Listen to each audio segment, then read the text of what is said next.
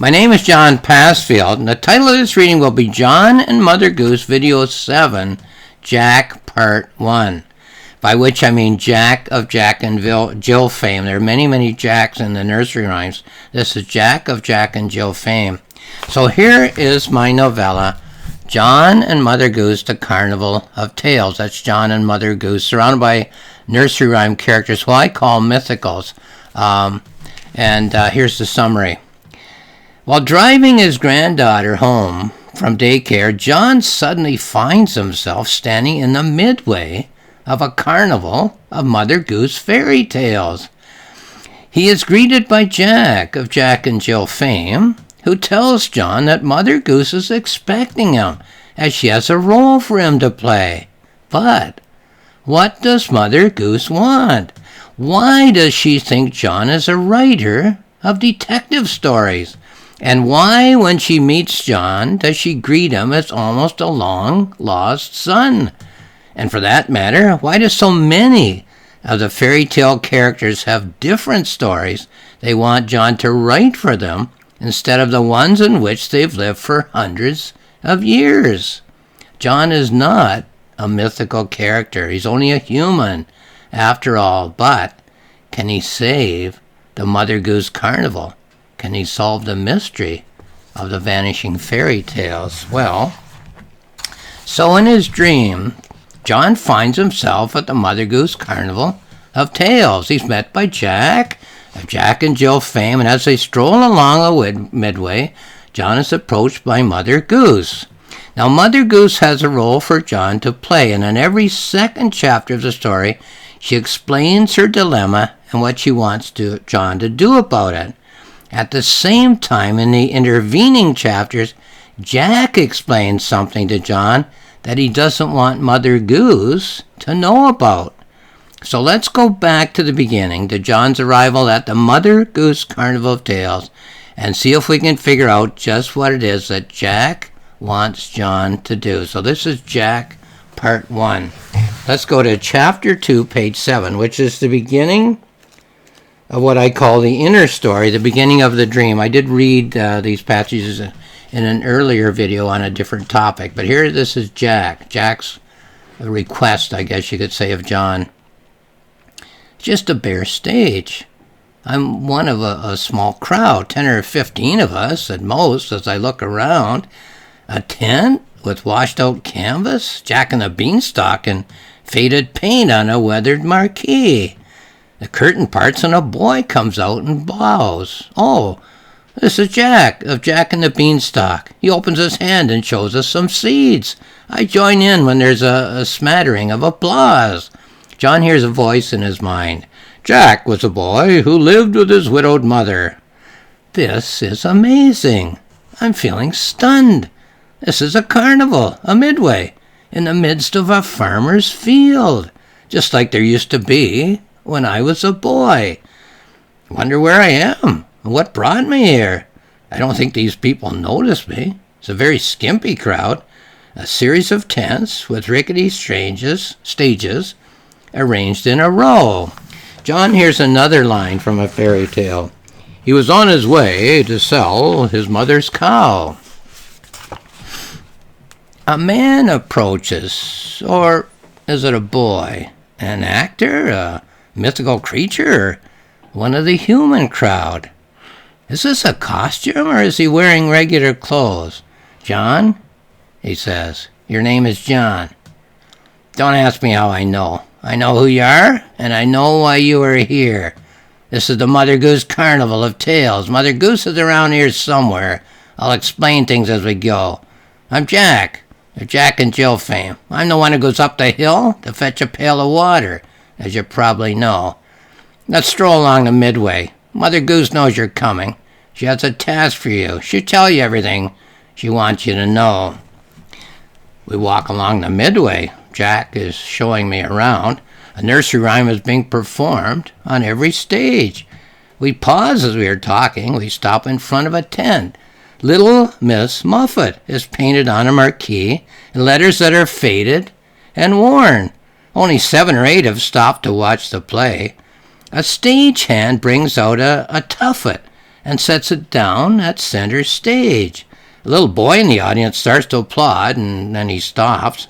The curtain parts, and out comes a little girl. It's little Miss Muffet holding a bowl of curds and whey. The little boy and his grandmother lead the applause. In his mind, John hears a voice. Little Miss Muffet sat on a tuffet. We're at a carnival of tales, John, Jack is telling me. Mother Goose is the one in charge. She's the one who holds the gate key. All we do here is perform. We don't make any decisions on our own. I'd like to talk to you when you get a moment, though not in the presence of Mother Goose. I'm Jack of Jack and Jill fame. Please remember who I am, not Jack Be Nimble or Jack and the Beanstick or any of those. I understand that you're a writer. I have something that I'd like to share with you. John hears another voice in his mind, eating her curds and whey. Strolling with Jack along the midway, a little old lady approaches. Does she have a familiar face?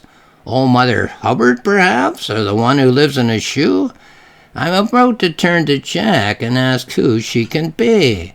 It's John. I'd know you anywhere.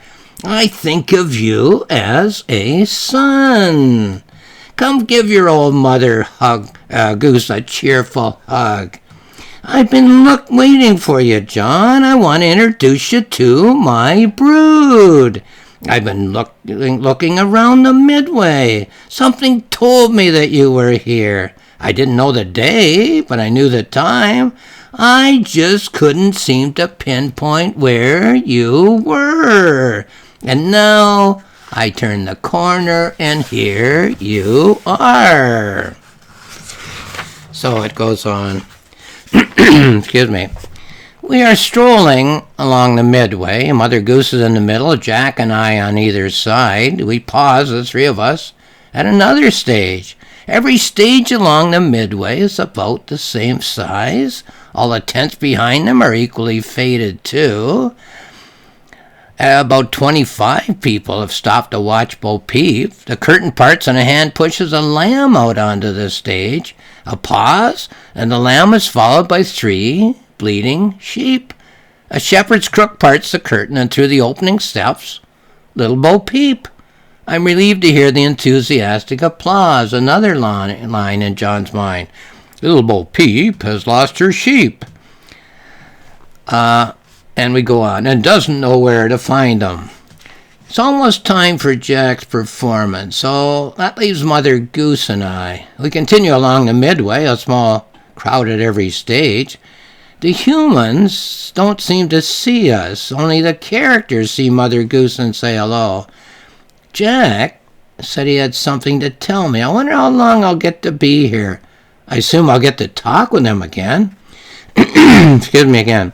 I can't see anything but farm fields, cars in a parking lot. None I can see. Is the clothing from different eras? Different centuries, it seems to me. People don't seem to notice one another. For sure they don't notice me. It's as if I've gone back. I'm having a childhood dream. Well, that's chapter 2. We're going to skip chapter 3 because that's where John strolls along with Mother Goose up and down the carnival of tales. But we're going to go to chapter 4 where he strolls with Jack. So we'll hear more about Jack's request of John. But it takes him a while to get around to it. John hears a line. Excuse me again. Sorry, I have a frog in my throat. There was an old woman who lived in a shoe. Jack and I stroll along the midway. The faded sign says there was an old lady who lived in a shoe. Look, John, let me give you the lowdown, Jack is telling me. There never was a list. Or if there was, if she found it or you found it for her, it wouldn't reveal a thing. Mother Goose has a mind like a punctured sieve. Every year when she sets out from Sarasota, as soon as winter breaks and spring is on the way, she attempts to make a list, to get the whole thing organized, but it doesn't happen.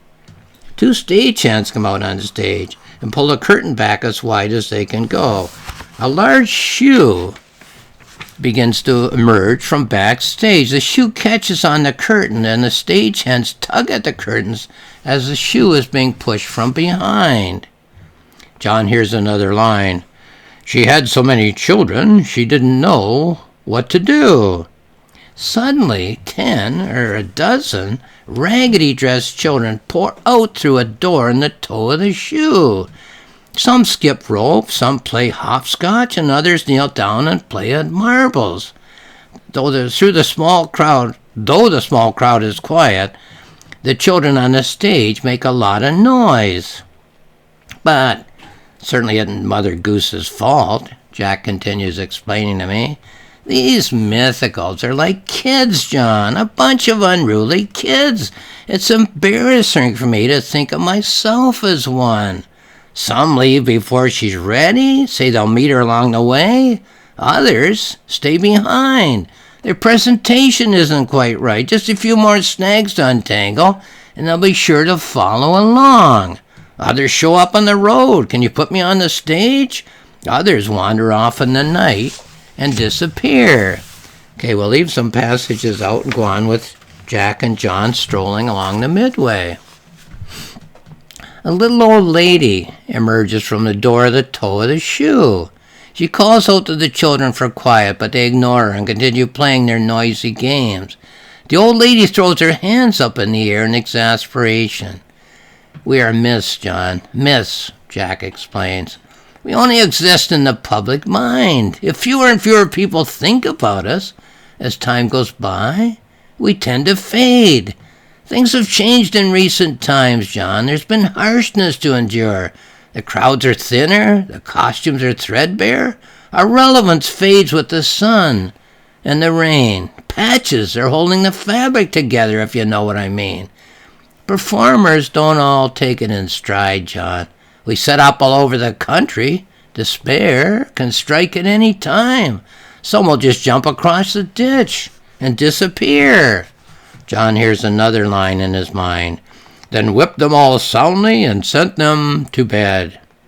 I watch as the little old lady tries in vain to catch the attention of her many children. But sometimes a miracle can happen, John. Jack continues telling me. Something that catches the mood of the day, and then the crowds swell on the midway. Demand for tickets will suddenly soar, and the myth will be the flavor of the day. You're a writer, John, a writer. Perhaps you should ask yourself just why you are here today. Mother Goose's troubles aside, John, I sense that you are troubled too. We mythicals are super sensitive, you know. In fact, I sense something, John, about you. You're a writer, John, for sure. However, I'm getting a clear sensation, and these sensations of mine are seldom proven wrong. I tend to zero in on the essence of each concern. It's a sensation, John, that you're a writer who finds it hard, extremely hard to come up with ideas. But not everyone is so conception impoverished where inspiration is concerned. Fate has brought us together, John. I'm sure of it. I feel more connected to you than I ever felt to Jill. I'm sure it can help you, John, by giving you some ideas. Ideas that together we can turn into a new story, John. For me. The performance comes to an end. The little old lady and the children all link hands and bow to a smattering of enthusiastic applause. The stagehands come out to remove the shoe as Jack and I move on. Another line in John's head. There was an old woman who lived in a shoe. It wouldn't happen with me, John, says Jack as we stroll along the midway. I'd either have wider curtains or a smaller shoe.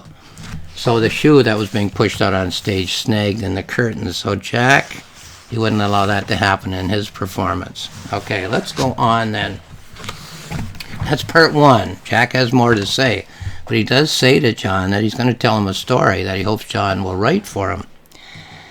Even though in John's dream he's entirely surrounded by mythicals, the imaginary fairy tale characters of the Mother Goose Carnival of Tales, This is a story about human relationships. Perhaps we could say that there are two kinds of relationships in our lives. Number one, the first kind I would say are the ones that are known, in which the two people who are involved in a relationship have an understanding, whether spoken out loud or agreed to silently, that both partners in the relationship want the same thing, or perhaps the same cluster of things, from the relationship. When a new situation arises, each person knows what he or she is expected to put into the relationship, and each person knows what he or she can expect to get out of the relationship. Now, the second kind of relationship.